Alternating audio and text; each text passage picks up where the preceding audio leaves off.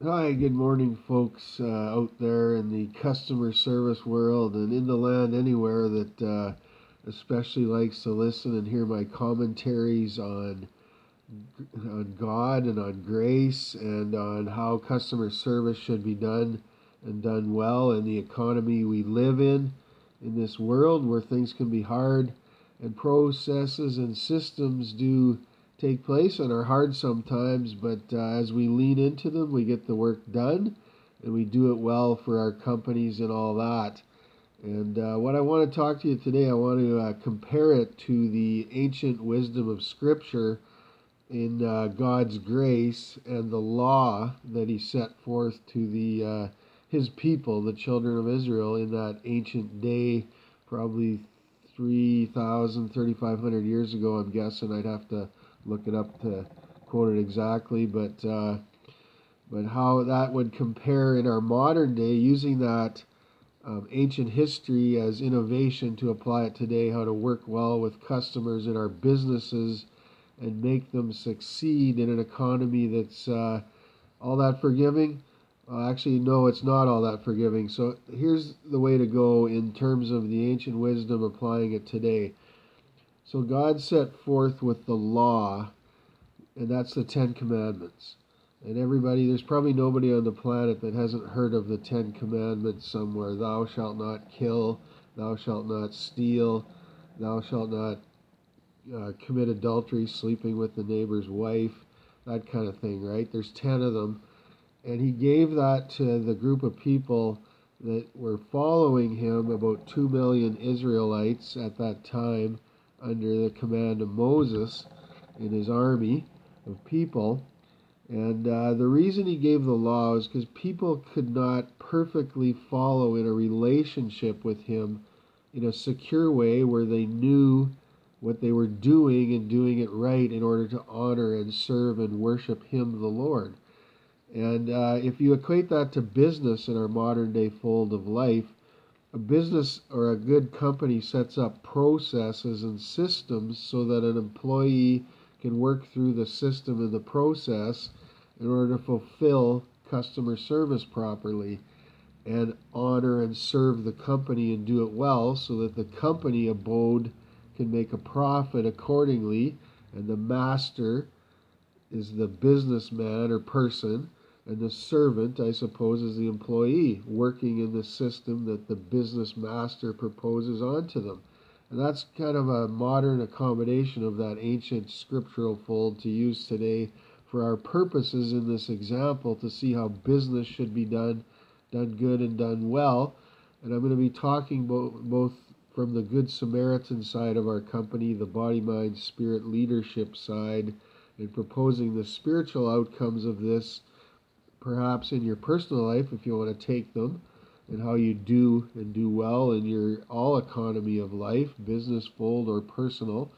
And then, of course, I'm always talking business principles from the CCI group of companies, CCI Connections Consulting Business Training Fold and Business Projects. So let's go from there. So often, and I know many of you, when you follow me on my Training Vault timeline and YouTube, you'll hear I bring in inspirational sermons and topics from business people and preachers and stuff, I suppose.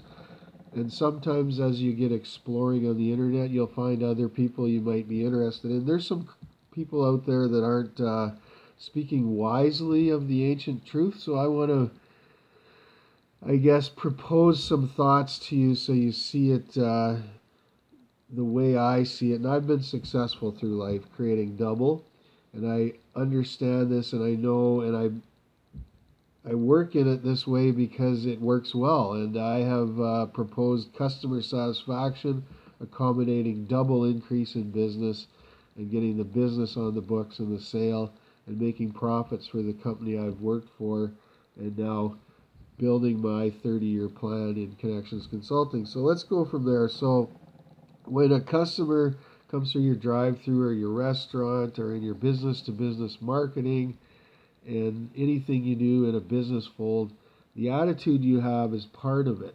That kindness or that grace within you works well with the system the employer, I propose to you, has given to you. Now, one cannot work without the other. And a good employer, employers that succeed, understand that because the grace given to you is from them in the fold as well.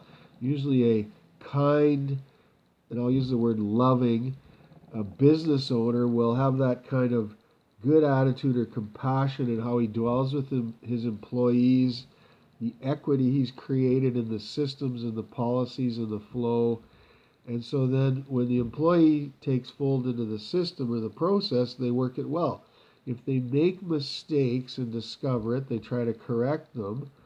But the law of that day was given because we fail sometimes. We don't always get it right. And if you have that heart attitude, and I'll use it like an example of a pendulum, it swings. Your company is in the middle, the pendulum swings back and forth from system and law over to grace and kindness with the company in the middle. Or in the biblical example of scriptural truth, God in the middle, right?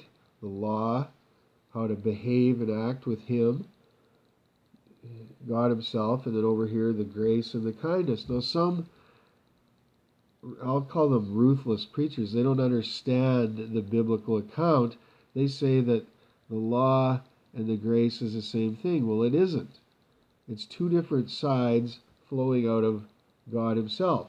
If you use that in your business account nowadays, it's the process is one side flowing out of your business account or your business owner, and the grace or the kindness is the heart attitude you have, the mindset, the approach. That's a whole other side of the business, but the two of them have to meld together. And I'll give you an example from ancient scripture. Is in the verse Matthew 5:17. Jesus Himself said, I have not come to destroy the law and the prophets, but I have come to fulfill them. Well, He didn't say, I have not come to destroy the grace or the heart attitude or the kindness or the love of God. He said, I did not come to destroy the law. So what that tells me is they're two functioning parts of the whole entity of God, the truth and the justice on one side and the love and the compassion and grace on the other. And together they fold from God's being out. Well, if you look at that in a business account, both have to run together. If you have a company that's only steeped in process and system and legalism that way, they're very hard and very harsh on people, and customers can't come back to that. It is very hard to rule in that dominated environment. It will not win. In the end, it fails. That is not built on a godly system. As I've talked, in the last days, the systems of the world will fall. The systems that are built on good godly principles that take into both sides of that account will rise up. And I see places like the A&W drive-through are actually seem to be increasing their business. There are some businesses I'm watching around my little community in the greater Calgary area that seem to be increasing their fold of business in these hard COVID times. So I would say, and I know the people, and I know I've met Archie, the owner, several times. I've seen him in the back cooking, and I know how they operate in that kindness as well as the system and the process. So when you see people in business in your community doing that, you know they've got the right principles functioning. And so anybody who would tell you, and I'm cautioning you as you go on YouTube and you access certain speakers and preachers and stuff, anybody who would tell you that the grace or the kindness side is an extension of the law is a total crackpot. It is not a right way of thinking. It's like two different sides, and they're one.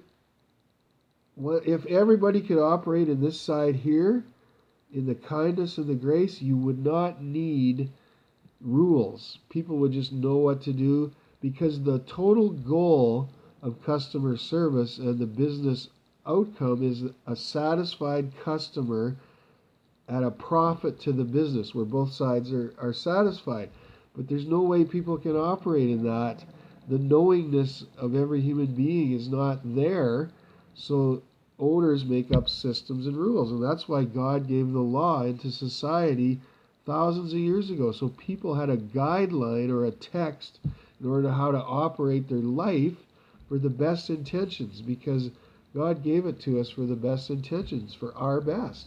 If we follow these simple 10 things the best we can, our life will go well.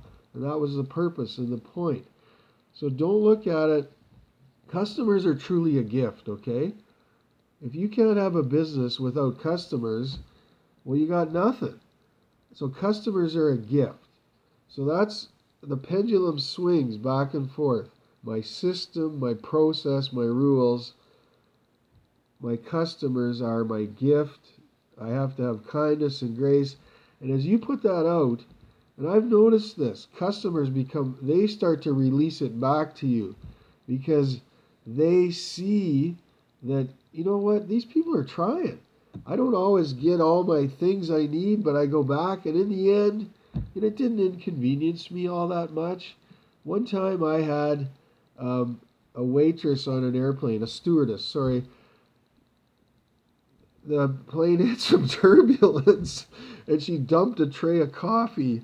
She was walking with a tray of coffee, pouring glasses, cups, and she dumped it right in my lap. And at that time, I was wearing like a business executive kind of, I was on a plane from Winnipeg to Saskatoon. I'd finished 3 days of meetings, and I was going back to meet with someone I was potentially hiring in my business at the Davidson Inland Terminal in Saskatoon, in a boardroom meeting there. And so I had on like a plaid business collared shirt, like an Eddie Bauer style, with kind of whitish beige khaki pants and some shoes. And she dumped this right in my lap. Well, the only fun part about that was, and I was kind of embarrassed, she quickly, without thinking, tried to wipe it all up. I mean, that was impossible, because my pants were totally stained from the top of my shirt, from my belly down to my thighs or so. And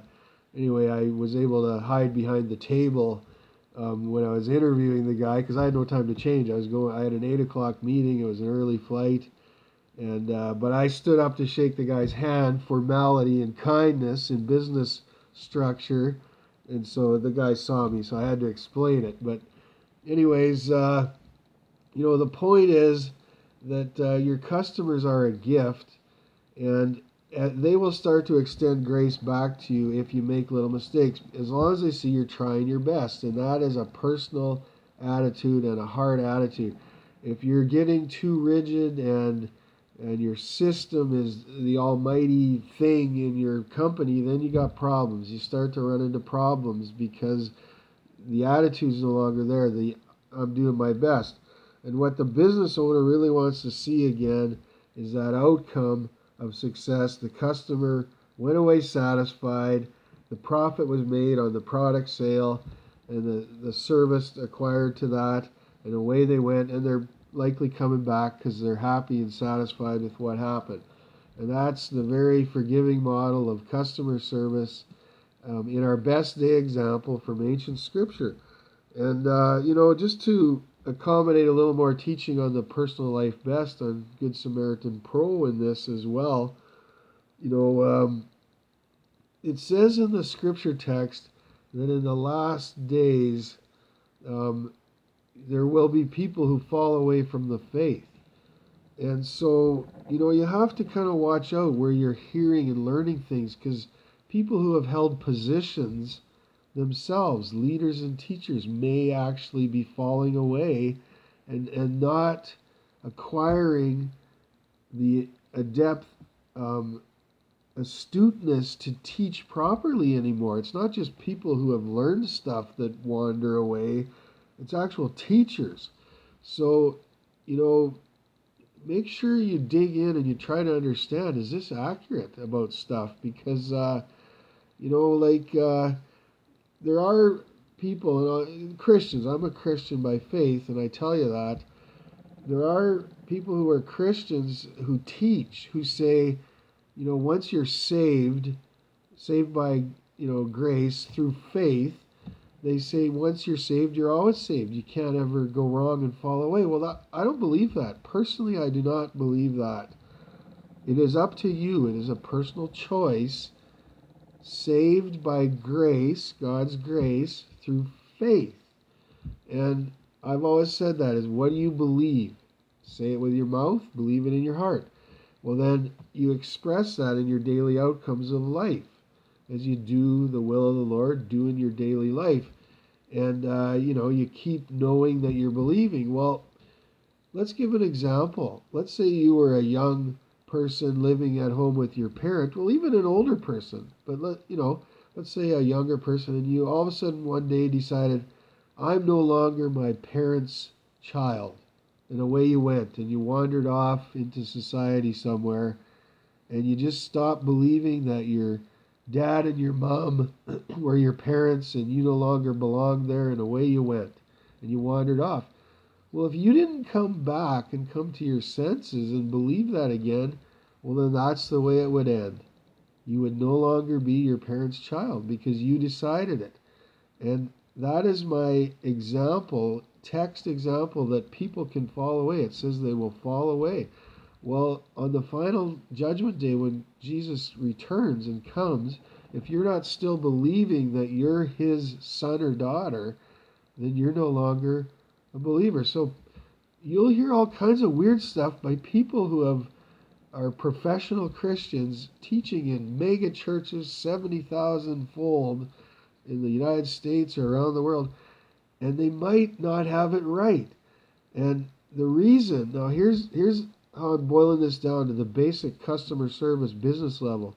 I have stayed grounded in right truth and accuracy because it's business. I equate it to the business transaction. So you're always trying to make sense out of, what do I believe and how do I keep people coming to me as a business owner? And I've done that through my whole life. And you have to treat people a certain way. And that's, how do you treat people? What do you believe and how do you treat people are the two most important things. And, love God with all your heart. That's the greatest commandment. And your neighbor as yourself. So if you don't love your neighbor the way you love yourself, as good as you love yourself, then you're not accurate in that greatest commandment Jesus said.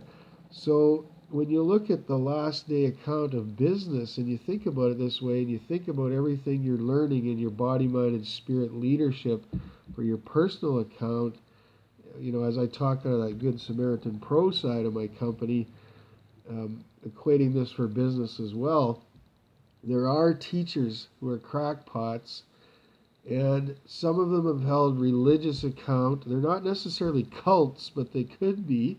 Some of them have been, some of the worst are in the evangelical world where they think they have it all figured out, and they're trying to reach a world they claim is lost and get everybody thinking like them, and that's not accurate. It's, if it doesn't flow properly out of the scriptural account, it's not true, even though they've built an institution on it.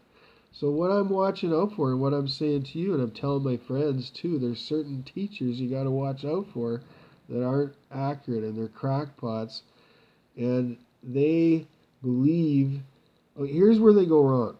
Because they have a religious organization, they often have ruled over their people, and they don't come back to, what do I need to do each day myself to make sure I'm doing it right so the people want to keep coming here and treating it like a customer.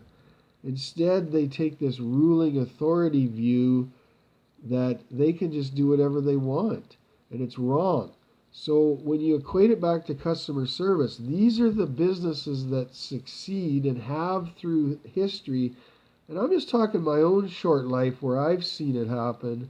And I've read good books like Good to Great from Jim Collins, where he's dissected and interviewed some of the top, most successful companies that you don't even see publicly traded necessarily, but they have the most equity gain.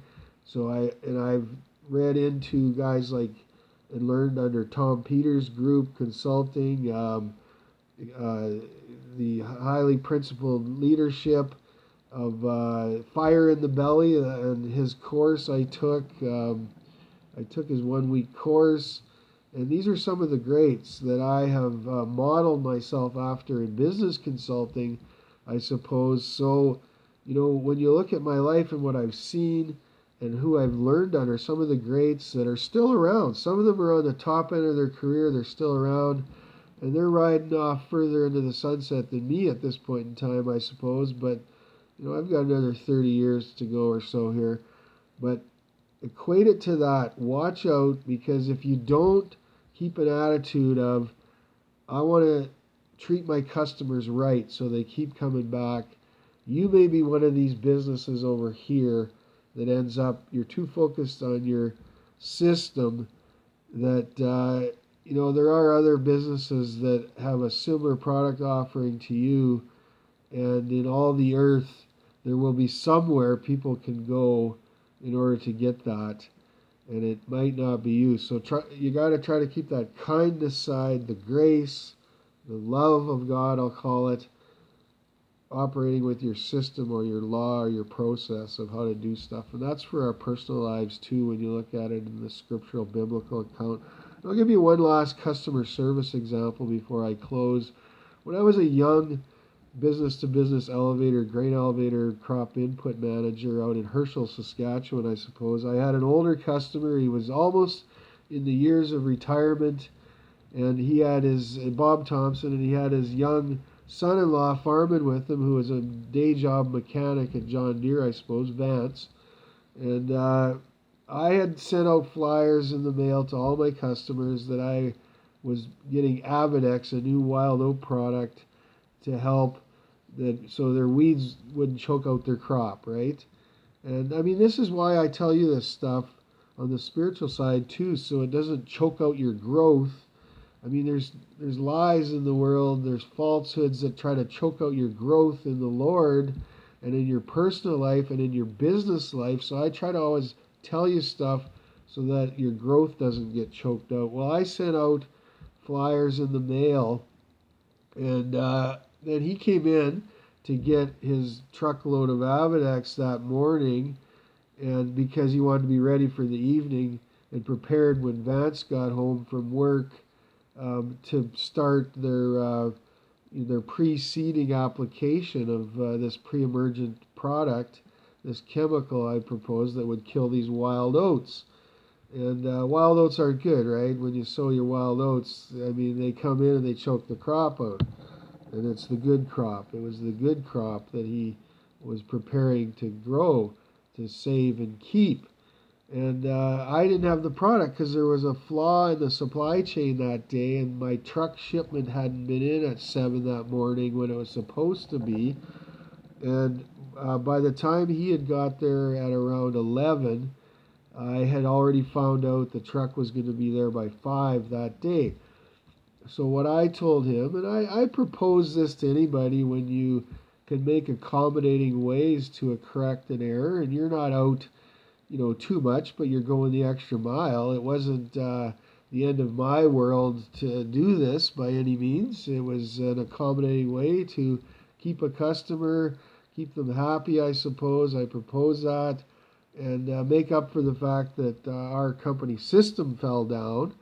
I said, you know what, Bob, I'll just load up a pallet of that product on my half ton when the truck gets in at 5, and I'll bring it out to you, and I'll just come have a visit with you for a bit out at your farm. I haven't been out there for a while, and just see you guys there and shake your hand, and away we go. And so he was happy with that. Now, we could have got hung up on the law or the perfect way it was supposed to be done, the legalistic way that, well, you said you're going to have this product, and I could have got hung up on the system that our supply chain shouldn't have. It did fall down, but and why I did it, and it did in other days, and we could have got mad at each other and had a wrong, hard attitude and been scolding each other. But instead, the love and the grace of God came in, and we just talked it through and figured out an example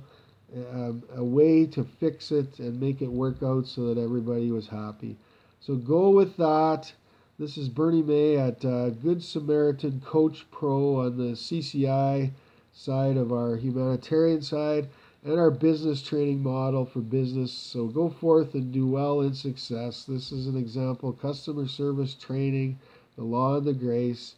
And have a great day, and we'll see you soon in the marketplace again.